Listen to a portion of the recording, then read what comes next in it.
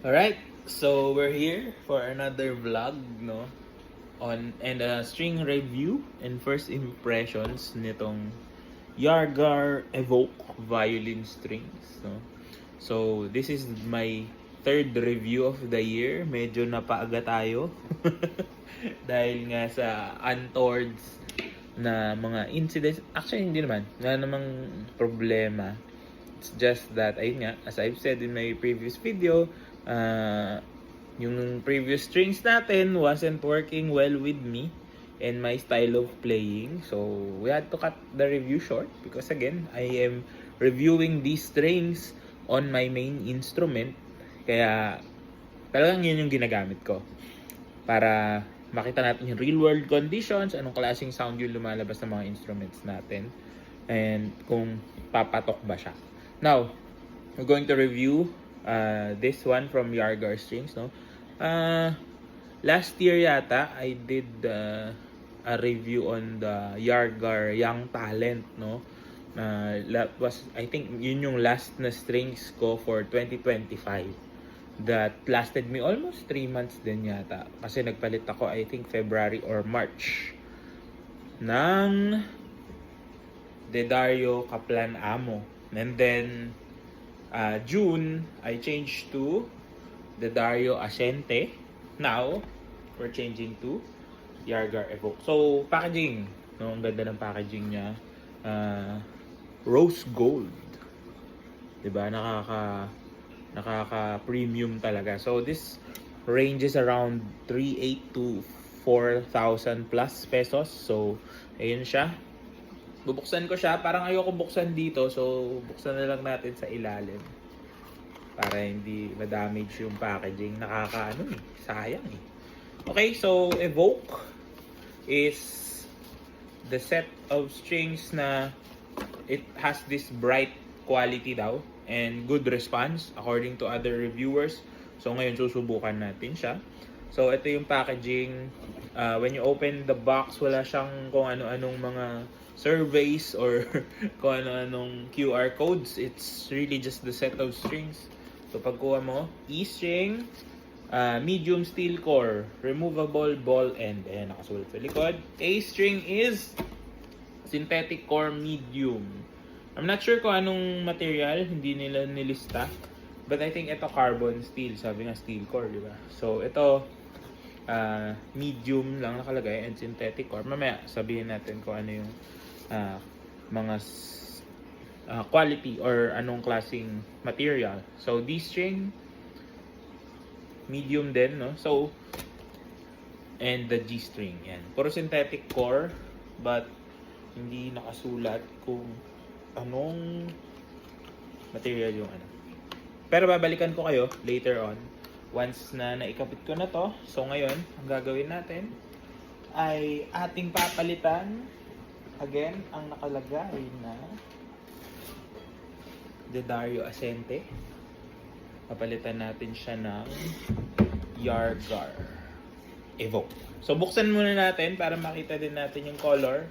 So G-string as yellow ano ba tawag dito? Top, tapos ball end niya is blue. D-string ganun din, blue din siguro lahat to, no? Yung ibabaw niya is red. A-string is blue all throughout. So ito parang tealish blue, ito royalish blue. And then check natin yung E-string, which has a black yung ano niya, yung winding. And then blue pa din sa ilalim with anong tawag dito? Bridge protector or string tube. O yan, papalitan natin. Alam niyo na kung saan nyo makikita yung pagpalit. And I'll see you later. Alright, so ito na, ready na tayo to actually show you, no? So, I think nagpalit ako ng Sunday night, no? So, again, kung nandun kayo sa live stream, narinig nyo yung first few hours ng strings na to. Again, we're using Yargar Evoke. Ayan siya. So, as I've said, ngayon, nung ginagawa ko siya, I did a little bit more research kasi walang nakalagay sa packaging.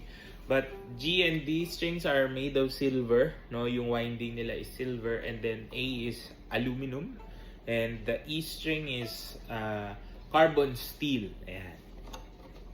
So, kung napanood nyo yung live stream, medyo nag-enjoy kami, tumugtog kami ng kung ano-ano. And habang nag-live stream, tuning stability, of course, kailangan pa niya mag-adjust, kailangan pa siya i-break in, but so far, mas enjoy ko siya. Okay, so ito yung naging problem ko sa Ascente, no? I mean, I'm comparing it because doon ako galing. So, I'm just trying to make sense of it kasi ngayon, diba? Pag nagtitrill tayo, hindi na siya tumatalbog, hindi na siya umaalog. So, doon pa lang happy na ako, no? So, actually, nung sinistretch ko yung strings na to, when I was trying to put it on the violin, talagang, sabi nila medium tension siya, pero, I think it's with the material siguro. Since I forgot, nga ulit yung material ng isang string. But anyway, this one nga is, silver and aluminum. So, baka dun sa dami, I don't know kung paano i-explain yun, pero mas matigas siya. The feel on the hand is more of a responsive feel, no? Ito ngayon yung sound niya.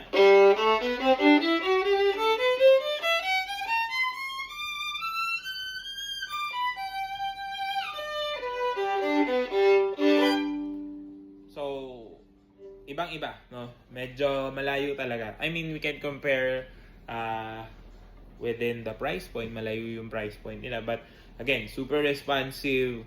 Pagkalagay ko pa lang, although meron pang metallic na hints yung sound niya, no? But these are brighter sounding strings, no? So, maganda naman yung response sa bow.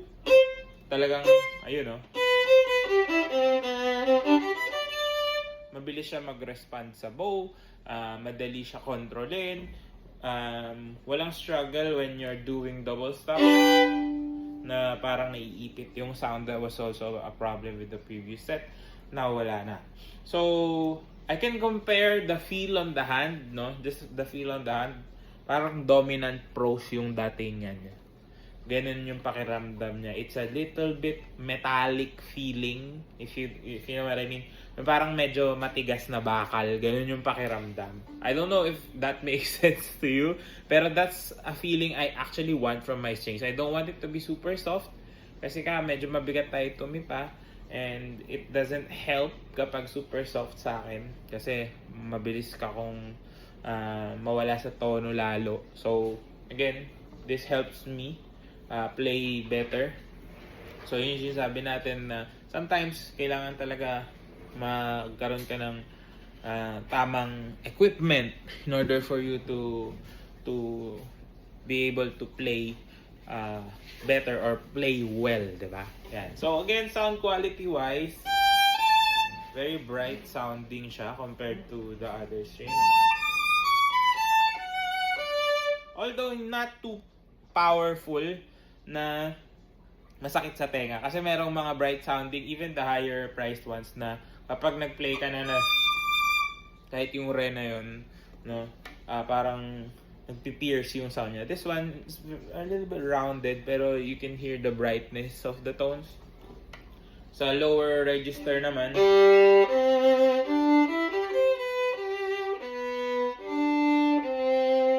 D and G niya very close together. Para sa akin yung sound So hindi ka mahihirapan dito to mix the colors, no? Pagalawin yung quality na gusto mo, palabasin yung gusto mong sound. So I think magiging happy ako ngayon. But we will see.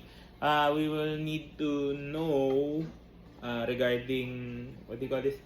Longevity, of course, kasi kasama rin yun sa factor natin.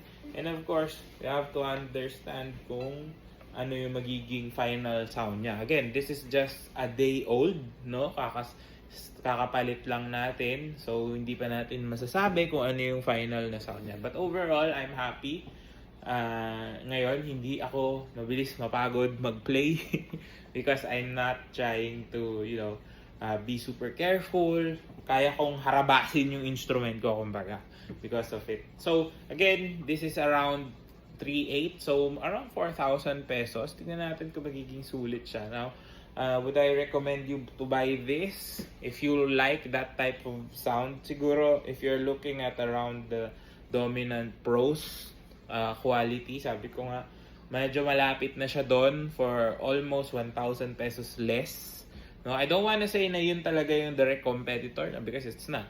It's a different price range, di ba? But I think for Yargar strings, so far, yung mga na-testing ko na Yargar strings are also good, no? Yung Young Talent, their budget-friendly option is also good. So, this one, itong Evoke, maganda yung first impressions natin sa kanya. Tignan natin kung habang tumatagal, mas magiging okay ba or mas magkakaroon ba tayo ng problems. Now, tuning stability, feeling ko ngayon medyo mas stable na siya. Yesterday, bawat play ko around like 5 minutes, nawawala pa rin siya sa tono. Another thing that we need to look out for is yung A string. So, update ko kayo dun, no? Remember, most of the time nagkaka-problems ako sa A string with Larsen strings. Sa Young Talent, hindi ako nagkaroon ng ganung problem. So, it might be something about the quality of the materials that they use. Ayan. So, would I recommend this? If you have the budget, try it out, no? Kung nag-iisip kayo ng Dominant Pros level ng sound, I think this one would be a cheaper option and then also a more rounded version. Parang ganon, no? Of course, magkaibang brand sila. But, overall, I think medyo satisfied ako dito.